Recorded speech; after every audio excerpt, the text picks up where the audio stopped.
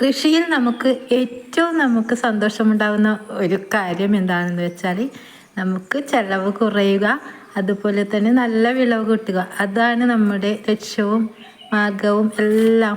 അപ്പോഴാണ് നമുക്ക് മനസ്സ് സന്തോഷമുണ്ടാകുന്നത്.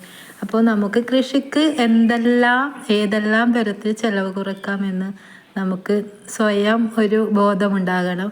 നമുക്കിപ്പോൾ കുറേ ക്ലാസ്സുകൾ കേട്ടതുകൊണ്ടോ കുറേ വീഡിയോ കണ്ടതുകൊണ്ടോ ഒന്നും കാര്യമില്ല. നമുക്ക് തന്നെ അതിനെ കുറിച്ചൊരു ബോധമുണ്ടാകണം. അപ്പോൾ നമുക്ക് ചുറ്റുമുള്ള എന്തെല്ലാം കാര്യങ്ങൾ നമുക്ക് ആ ഒരു കൃഷിക്ക് ഉൾപ്പെടുത്താം. അതിൻ്റെ വളമായും അതിന് ആവശ്യമായ പ്രോട്ടീനായും ഒക്കെ ഉൾപ്പെടുത്താമെന്ന് നോക്കി വേണം നമുക്ക്.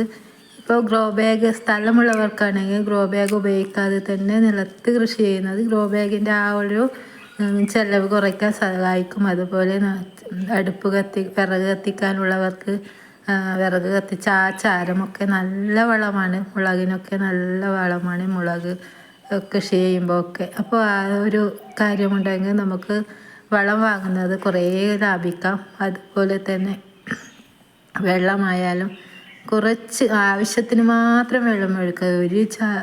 ഒരു പെട്ടെന്ന് നല്ല ഇതായിക്കോട്ടെ എന്ന് വിചാരിച്ച് കുത്തി ഒലിച്ച് വെള്ളം ഒഴിക്കേണ്ട ആവശ്യമൊന്നുമില്ല. ഗ്രോ ബാഗിലാണെങ്കിൽ അല്പം മാത്രം വെള്ളം മതി.